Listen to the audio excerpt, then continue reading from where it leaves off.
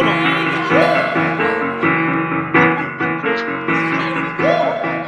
Totally, totally, totally, totally, totally, totally not a podcast.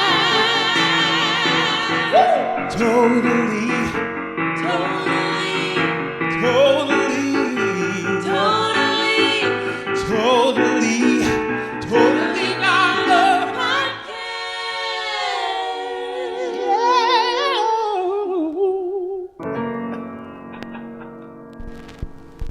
Walt Disney, dude. Dude. So Josh has been obsessed with Walt Disney currently. I mean, he like called me and he was telling me all about Walt Disney. So, what interests you about Walt Disney? What's so interesting about him? Is this an interview? Here's the thing. When we think about like our potential of what we can accomplish in art, right? Or in our lives. If we think of what we can accomplish in our lives, I feel like there's always like a roof that we put. And we always say we can't get this high, right? And I think even some artists that we respect that are very successful, I assume that even they have some kind of ceiling that they put. Then you have those few that it seems like that's not even the way they think. That there's like a ceiling. And like I think even now, like modern times, you have like Elon Musk and somebody like that where it seems like no, there is no, roof to it. Walt Disney, I think, is the one like filmmaker. Like I think he is the great artist of film. Like if you were to look at it, the scope of what he accomplished, and the reason is because he never put that roof, and he just kept going and going and going, and that's why I was like, I have to get a book on this. I have to start looking into this because there was never a limit, and for me that's inspiring because I think it's so easy for us to look at our lives and be like, okay, I can only do this. I can only make this amount of money. I can only work this kind of job or whatever. And then you look at him and he would take the most extraordinary risks and think of the most extraordinary ideas, and there was never a limit to it. So that's the main thing that like I found in him that I mean, he just, it went beyond film. Right. So you're saying that you liked his passion and his level of creativity, like it never ended. He never became complacent, which I think is very interesting about him too, is that he, what's the next step? What's the next thing that I could do? And it wasn't like pretentious either, because, there are people who are like, they want to be the very best, the biggest, they don't really have anything to offer. Yeah, there's nothing pretentious about Walt Disney. Yeah, exactly. And I mean, it's genuine. That's what we should get into. Is I mean, what do you find? What are you? So I mean, because you obviously have this. I mean, like most people that are creative or film, there's Walt Disney has a certain place for them, and most people in the world, Walt Disney has some kind of thing. Yeah, well, I mean, let's dive in a little bit to, I guess, his life. No, but what's your personal? We'll do that. What do you mean? Like you asked me that question, so how do you? What do you mean? It's what you obsessed. No, I know what I'm saying. You also, what do you find in Walt Disney that attracts you? His creativity, his willingness to succeed. I want to hear more. That's what I like. His willingness to succeed. His constant desire to like push the boundaries. But like I said, it never came off like it was pretentious. I mean, that's a good point. There are certain people that think he was just a pretentious corporate overlord bastard person, but I mean, that's not true. We'll get into that later. But... The controversy. It's going to get controversial. Yeah, trust me. This is like Donald Trump level controversy that's coming up. But I mean, let's just dive into a little bit on. Let's just dive right into this. I didn't mean to say that. Into his childhood, I guess. So, have you seen that Michael Jackson's childhood?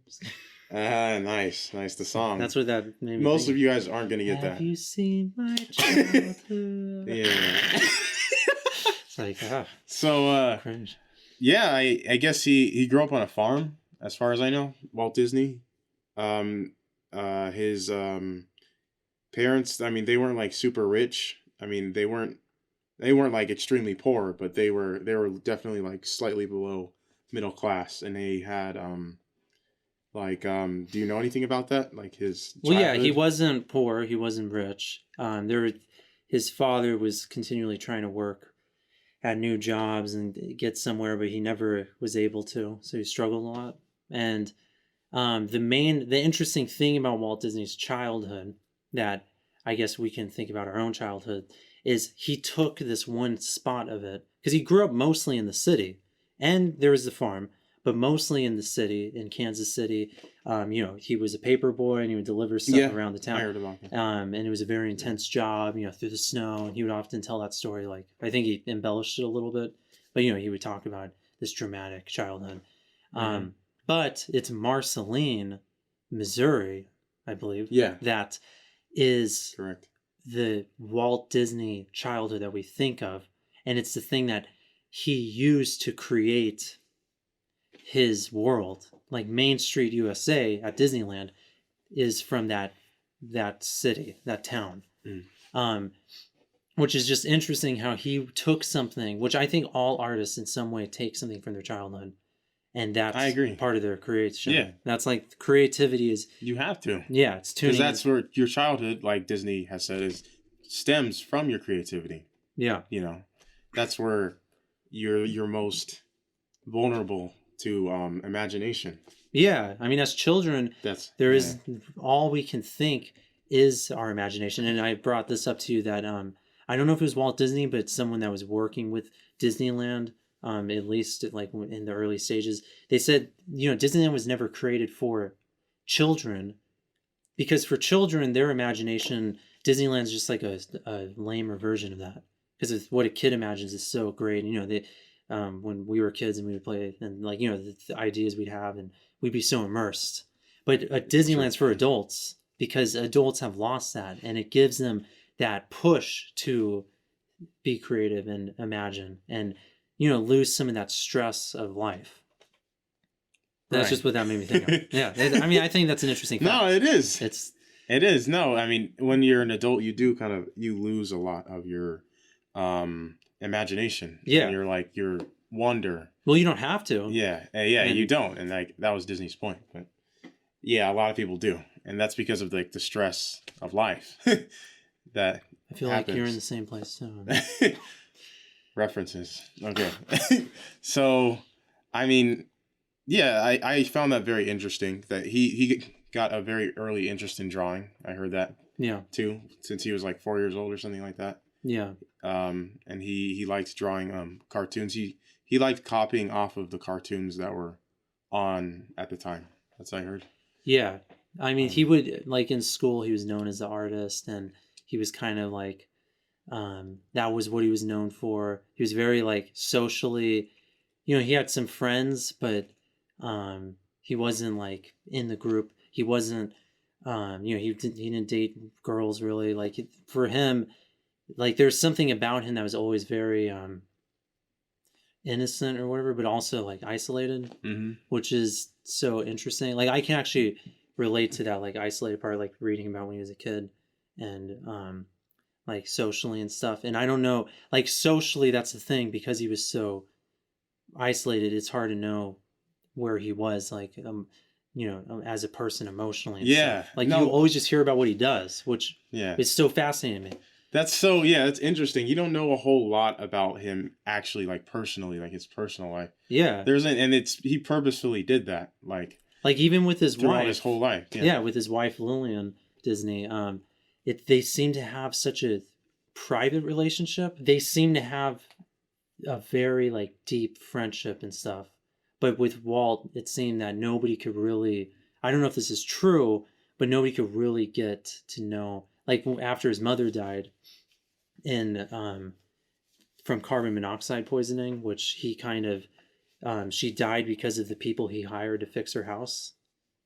Because they didn't do a good job, she died from that.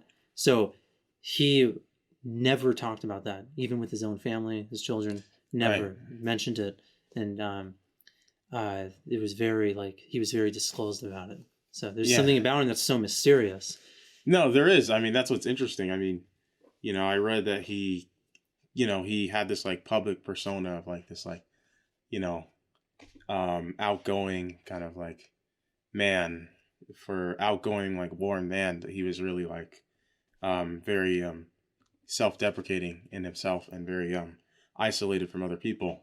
I felt like that's something I can relate to too, a lot in my own personal life. A lot of people have the same thing with me. They have like, they know me in that persona. They know me as like, Judah, oh my gosh, and then there are certain people who are like, wow, Judah's really quiet. So, Yeah.